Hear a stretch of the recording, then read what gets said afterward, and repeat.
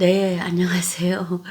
지난 시간에 전체에 대한 어떤 서시 같은 해지라를 읽었었는데요. 오늘은 12묶음 중에 해지라로 시작되는 첫 묶음 가인의 설을 조금 살펴보려고 합니다. 살펴본다는 것이 연구가 아니고 사실 250여 편의 시를 무작정 읽어가는 것은 좀 만만한 일이 아니라 대략 어떤 시가 있는가를 한 장 한 장 넘겨가면서 보고 중간에 두세 편은 좀 읽으면서 설명을 곁들이는 그런 방법으로 진행해 보겠습니다.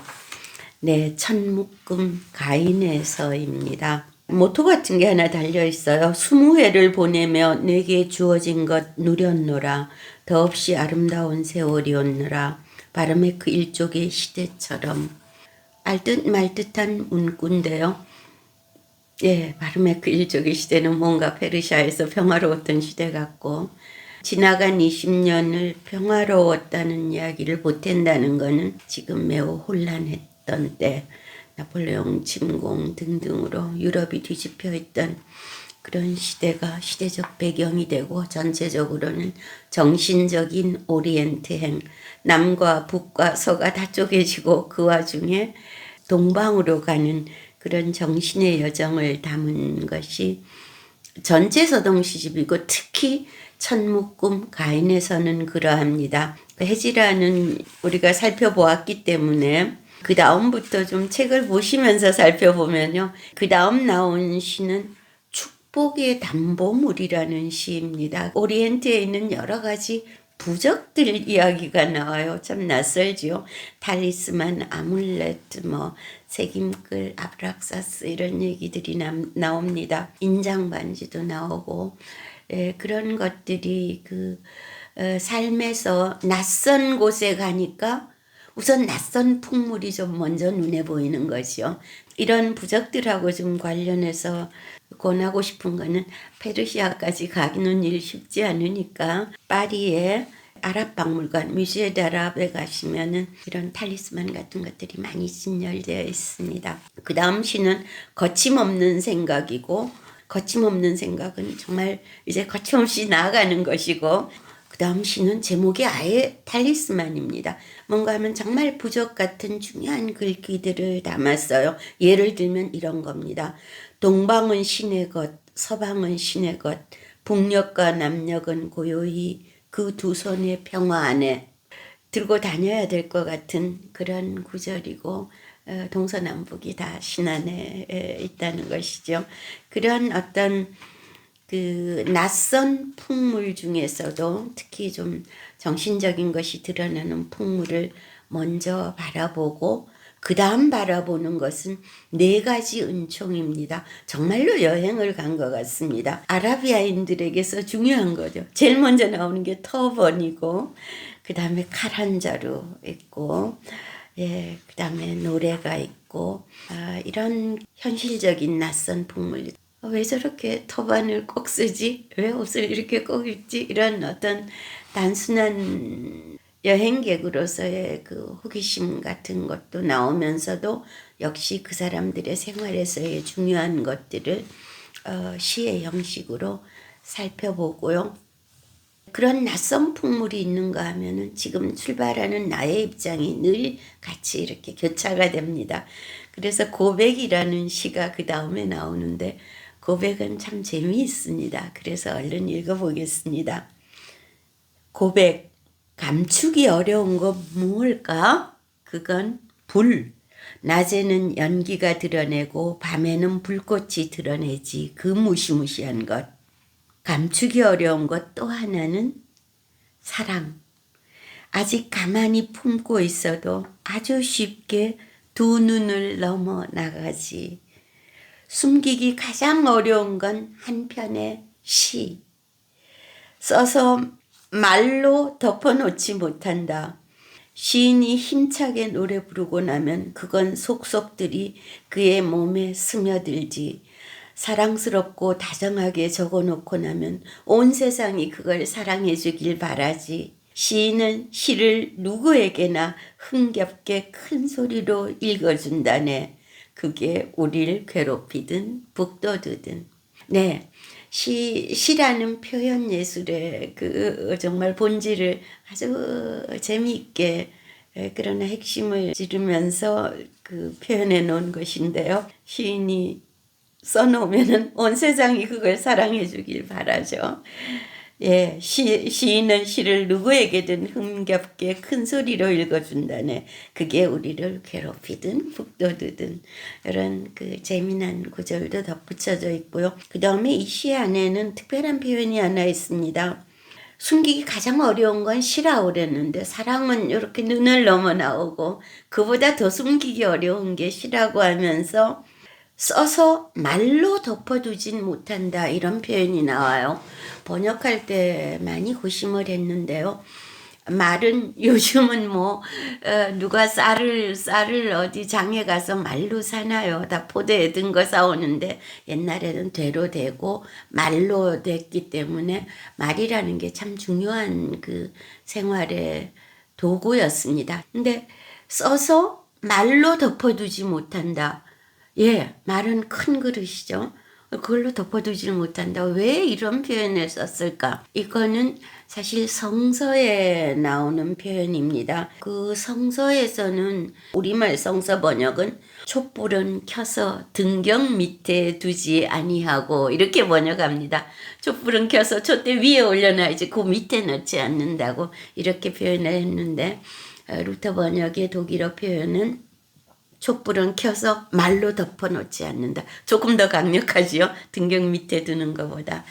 예, 오리엔트라는 것이 그 아라비아만을 뜻하지는 않습니다. 예, 정말 에덴 동산이 있던 곳 거기서부터 시작이 되는 거죠. 그래서 성서에 또 유럽적 전통의 어떤 원초적인 장소 이런 것으로 돌아가는 움직임들이 예, 정말 신으로부터 직접 말씀으로 받던 그런 어떤 곳에 가는 흐름이기 때문에 성서의 어휘가 들어가 있습니다. 예, 그런 고백이 있고 그 다음에는 원소라는 시가 나오는데 한편의 노래는 어떤 원소로 이루어지는가 해서 조금 더 앞에 그 표현임을 강력하게 부각시켰던 이 고백이란 시에 있어서 이어서 구체적으로 시에 어떤 요소가 들어갈 것인가 이런 것을 일종의 시론입니다. 마지막에 이럽니다. 가인은 이 네 가지 시온의 힘을 담은 원소를 섞을 줄 알지. 하피스처럼 만백성을 영원히 기쁘게 생기나게 해주지. 이렇게 시에 대한 생각을 많이 합니다. 시에 대한 시이지요.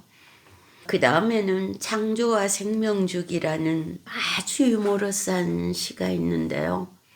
예, 하나님이 진흙으로 아담을 빚으셨는데 그것을 괴테는 이렇게 표현을 했어요. 아담이라고 하지 않고 한스 아담이라고 시작이 됩니다. 한스는 독일에서 그 좀 뭔가 어리숙하고 순하고 이런 단순한 이런 사람의 이름인데요.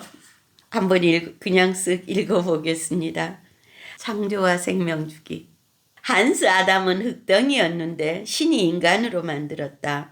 어머니 돼지의 품을 나올 때만 해도 아직 덜 떨어진 게 많았다. 엘로힘이 코 안으로 최상의 정신을 불어넣어 주자 이제 벌써 좀 나아 보였다. 재채기를 하기 시작했으니. 하지만 뼈에다 팔다리와 머리가 달렸어도 절반은 여전히 흙덩이였다. 그 얼간이를 위해서 마침내 노아가 진짜를 찾아냈다. 커다란 술잔을. 술로 적셔지자마자 그 흙덩이가 곧 흥을 느낀다. 밀가루 반죽이 술을 부어 놓으면 부풀어 오르듯.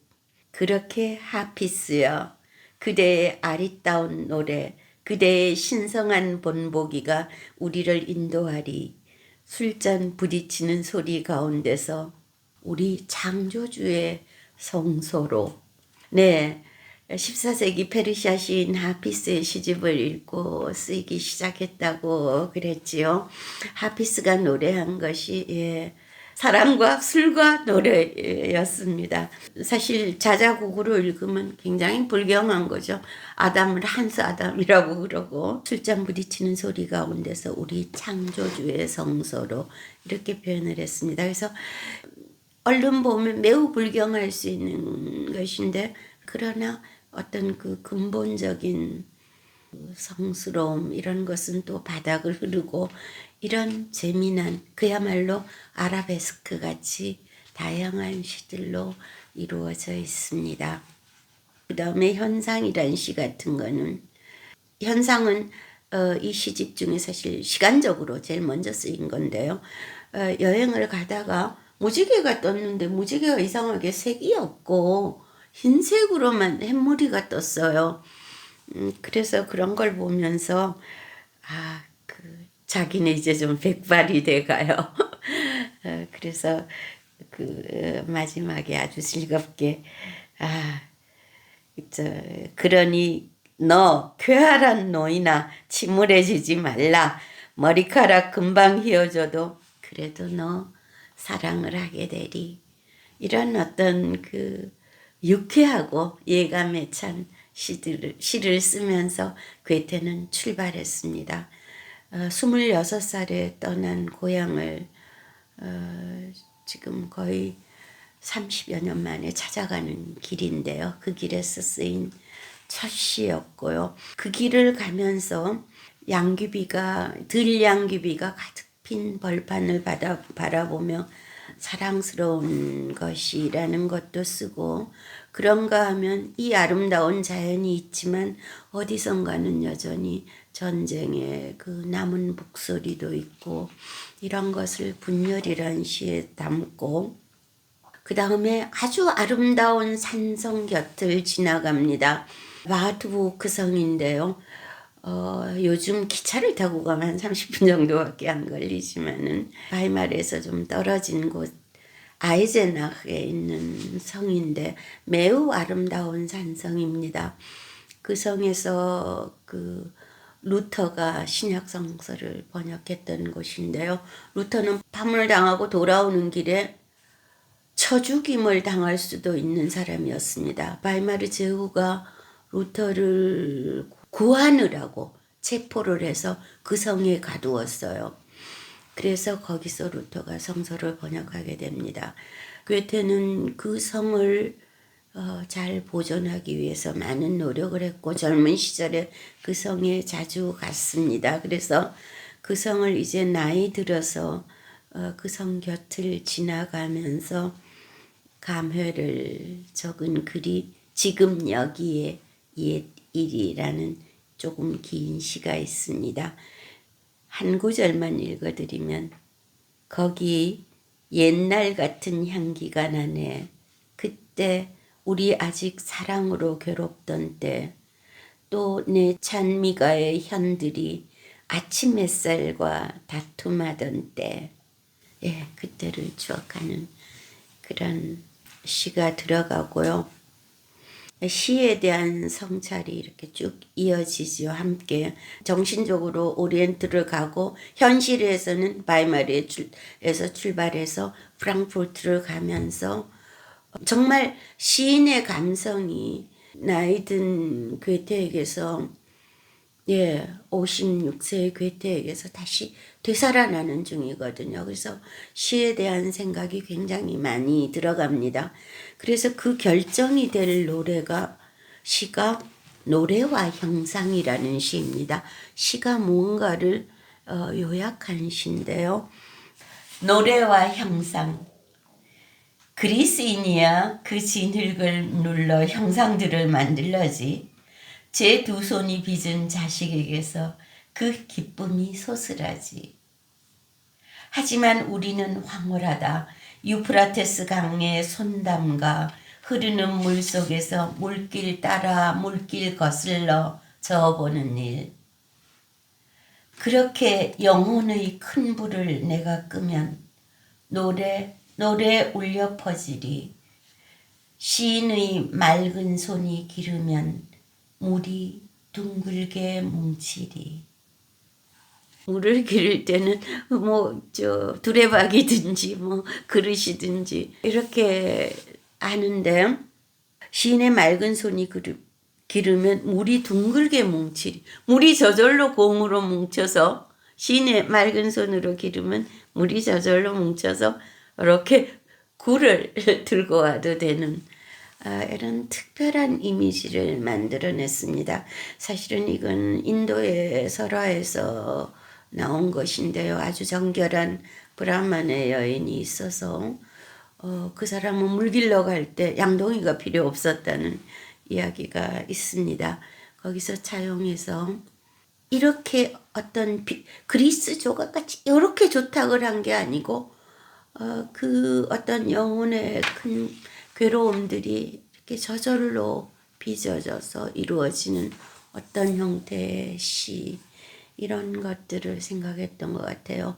그러니까 시가 노래인가 조형예술인가 뭐 이런 생각하게 되는데, 시에 대한 괴테의 생각이 너무 아름답게 응축이 되어 있어서 저도 나중에 젊은 괴테의 집 마당에 수도가에다가 시 한 편을 새겨 놓으려고 그러는데요.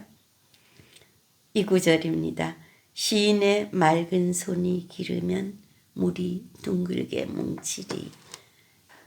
그래서 이런 어떤 자신의 시에 대해서 쭉 이어져 오던 성찰이 이런 아름다운 이미지로 정리가 되고요.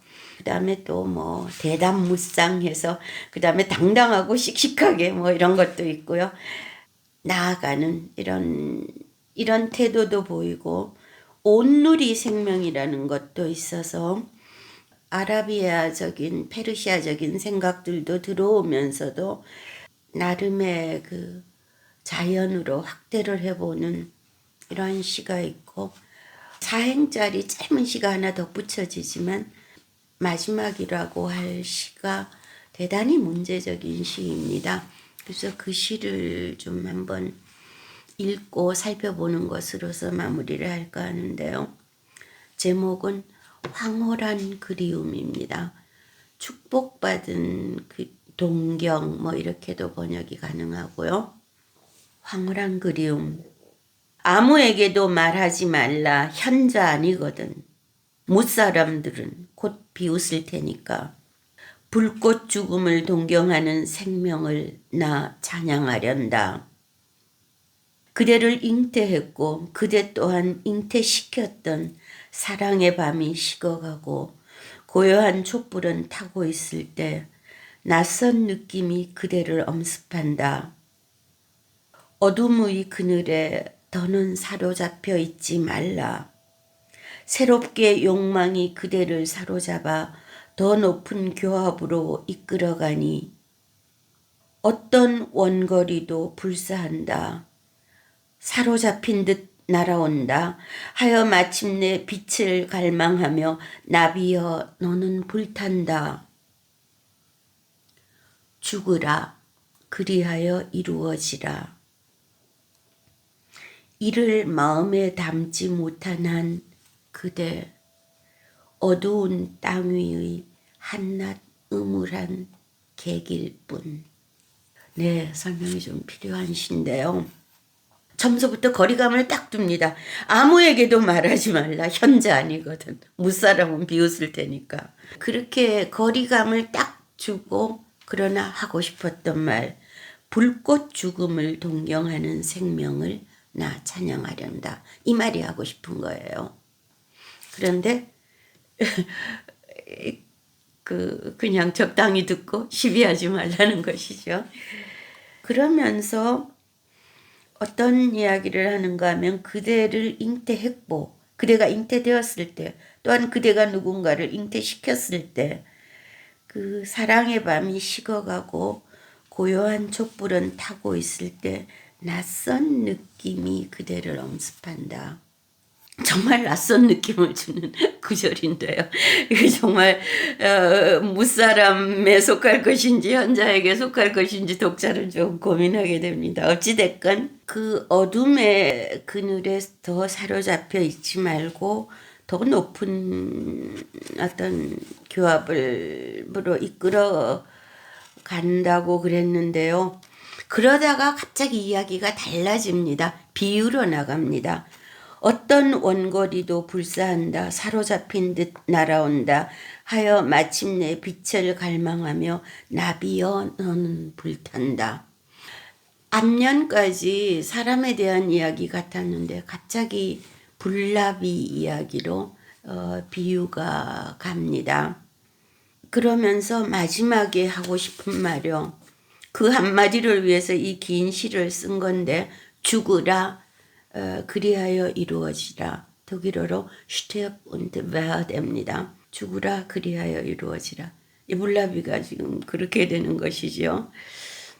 이를 마음에 담지 못한 한 그대 어두운 땅 위에 한낱 음울한 객일 뿐. 참 어렵고 내가 현자 못 되는구나 이런 생각도 갖게 하는 시인데, 그러나 우리가 어렴풋이 생각을 해보면은 우리 삶 속에 있는 여러 가지 작은 죽음들이요, 우리 어떤 혹독한 괴로움이라든지 이런 것들은 아마 작은 죽음일 겁니다. 그러나 죽었을 때 다시 뭔가 이루어지고 이런 어떤 천리요. 순탄하게 뭐 그냥 쭉 가고 이런 인생은 없잖아요.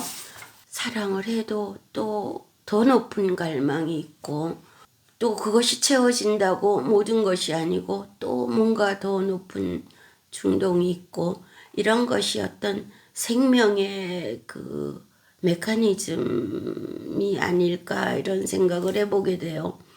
우리가 삶에서 겪는 여러 가지 어려움들이나 뭐 이런 것들을 작은 죽음들이라고 의역해 볼 때 의연하게 땅에 발을 디디고 사는 게 아닐까 뭐 이런 생각도 들고요. 참으로 수수께끼 같은 시입니다. 그래서 아마도 서동시집에 있는 가장 유명한 시의 하나인데요. 그럼에도 불구하고 완벽한 해석은 또한 어려운, 그래서 그냥 한 번 더 읽는 것으로 마무리를 하겠습니다. 황홀한 그리움. 아무에게도 말하지 말라. 현자 아니거든. 못사람들 곧바로 비웃을 테니까. 불꽃 죽음을 동경하는 생명을 나 찬양하련다. 그대를 잉태했고 또한 그대를 잉태시켰던 사랑의 밤이 식어가고 고요한 촛불은 타고 있을 때 낯선 느낌이 그대를 엄습한다. 어둠의 그늘에 더는 사로잡혀 있지 말라. 새롭게 욕망이 그대를 사로잡아 더 높은 교합으로 이끌어가니 어떤 원거리도 불사한다. 사로잡힌 듯 날아온다. 하여 마침내 빛을 갈망하며 나비여 너는 불탄다. 죽으라 그리하여 이루어지라. 이를 마음에 담지 못한 한 그대 어두운 땅 위의 한낱 음울한 객일 뿐. 네. 죽을 듯이 한 일이 또 될 것 같기도 합니다. 아무튼 이런 시고요. 이 어렵고 막중한 시에다가 약간 붓터치처럼 작은 시 하나를 붙였네요. 사탕수수 하나도 솟아서 온 세상을 감미롭게 하지. 내 붓대에서는 사랑스러움 흘러나오라. 네. 장중한 시에다 살짝 달아놓은 꼬리표 같은 그런 시로 천묶음 가인에서가 마무리됩니다. 결국 여기서 어렴풋이 짐작되는 것은 이국의 풍물들이, 낯선 풍물들이 계속 들어오면서 시인도 가면서 또 자신에게 소중한 것, 시가 무엇인가를 생각하고, 그 시가 무엇인가를 생각할 때 언제나 접점처럼 14세기 페르시아 시인 하피스가 함께 울려 나오는 듯한 어떤 동방의 지혜가 들어간 듯한 이런 시편들로 이루어져 있습니다. 여기 제가 읽지 못하는 페르시아어는 서쪽 시인에 의한 동쪽 시집이라고 되어 있답니다. 제목이 서동 시집인데 서하고 독일어로는 하이픈이 들어가 있는데요. 이쪽 언어들은 하이픈을 못 쓴답니다. 그래서 어쪽 시인에 의한 동쪽 시집, 서동 시집입니다. 그래서 이렇게 출발한 시가 앞으로 어디로 갈 것인가 많이 기대가 되는데요. 예, 하피스에 대한 성찰, 즉 그 오리엔트에 대한 성찰과 시에 대한 성찰이 함께 이루어져서 아름다운 시로 쓴 특히 많은 사랑의 시와 지혜의 말이 담겨 있는 12묶음의 아름다운 시집이 지금부터 펼쳐집니다. 네, 고맙습니다.